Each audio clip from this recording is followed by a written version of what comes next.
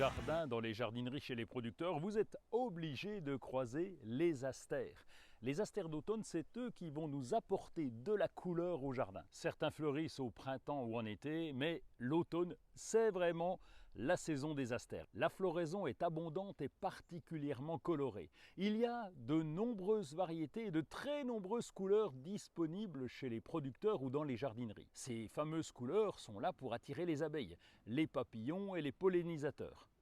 Les fleurs d'astère produisent en abondance du pollen et du nectar. Bon, côté culture, ils sont très faciles à installer au jardin. C'est une plante pour les débutants, ça reprend presque à tous les coups. On peut les planter à peu près partout puisqu'ils peuvent tenir jusqu'à moins 15, moins 20 degrés en hiver, donc c'est solide. Selon les espèces, la floraison s'épanouit entre le début du printemps et la fin de l'automne.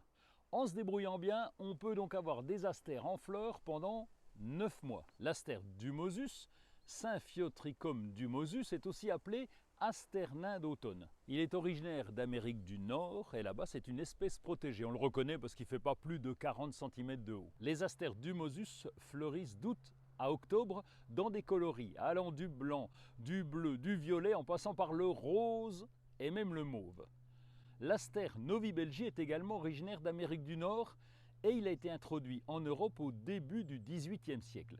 Alors sa floraison est tardive et c'est parfait pour les abeilles qui sont à la recherche de nourriture juste avant l'hiver. Au jardin, il est en fleurs entre août et octobre. Les coloris varient du blanc au violet foncé en passant par toutes les nuances intermédiaires de mauve, de rose, de rouge. Vous voyez qu'il y a du choix. Bon, si vous n'avez pas encore d'astère dans le jardin ou en pot sur la terrasse, c'est le moment ou jamais, il y a l'embarras du choix.